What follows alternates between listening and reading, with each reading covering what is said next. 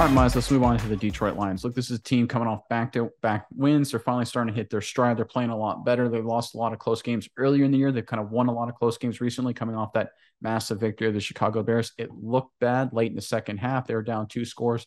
They had a couple of young, big-time players come up with big-time plays, and I know you got a story about some specifics on that and some really wild stats that I think Detroit Lions fans will be really impressed by. Before I hand it over to you, Lions fans, we want to hear from you in the comment section below. Look, we're a little more than halfway through the season right now. Detroit Lions up to 3 wins on the year.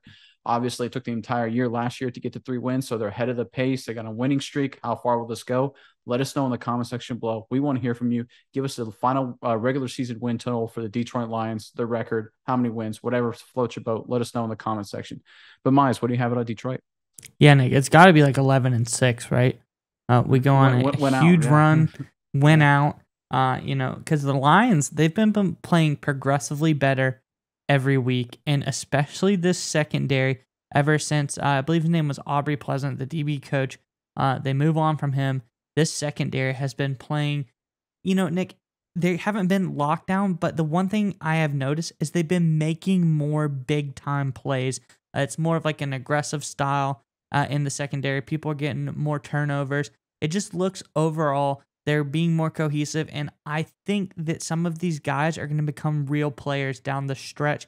One guy I really wanted to look at, Nick, is that of Jeffrey Okudah, former teammate to Justin Fields, and today Fields showed the favoritism because Okudah caught more passes and touchdowns at that point from Fields in the game the other day than Fields was able to complete on Okudah when he was targeted. What that means, Nick, is Okudah, of course, caught this interception, got the pick 6 for the touchdown, and when targeted by Justin Fields, allowed a fat 0 catches on him. So he was a lockdown that day, and he got the big-time interception for a touchdown.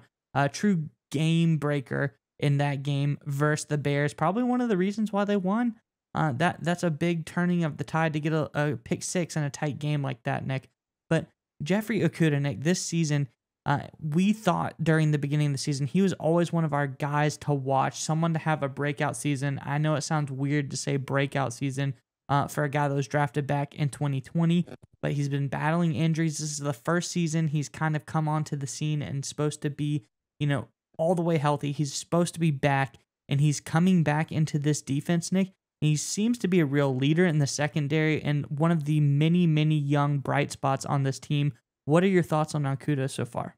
So first thing, let's give a shout out to Dan Campbell for moving off his prior secondary coach, Aubrey Pleasant, like you brought up, and going with Duker. This is the second year in a row Campbell's made a change midseason. We've talked about it a few times, and it seems to work out in a big way. 3 picks, holding the Packers to only 9 points last week. And, of course, making the key plays late in the game, the pick 6, like you mentioned with Okudah.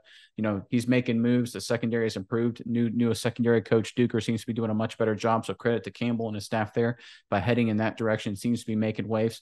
But I want to really shout out here, you brought up Jeff Okudah. I love a guy who has this kind of mental fortitude. He obviously battled through the injuries earlier in his career, had some ups and downs. Detroit obviously only winning 8 games in 2020 and 2021 combined. It's a tough environment to go through, especially coming from Ohio State, where all they did was win every single year. 11-1 is a disappointment for Ohio State. So to go to Detroit and battle through injuries and kind of a transitional time in Detroit and still come up and still have that right mentality that he does, and then to come out on the field and contribute, that's a great sign for Okudah. Because the thing with this Detroit Lions team is, especially on defense, they've still got some holes. They've got some weaknesses to clear up through the draft and free agency, but they were starting to get key playmakers at every single level. We talked about Aiden Hutchinson becoming a big-time playmaker, right? We brought up some guys at the linebacker position starting to grow into those roles, get better. If Okudah can become who they thought he would be when they picked him in the top 10, a true lockdown corner, which with stats like that, 0 completions on targets to him and a pick 6 like he had against the Bears, this Detroit Lion defense could become a real force, because we know with Brian Johnson calling the plays on offense and that offensive line and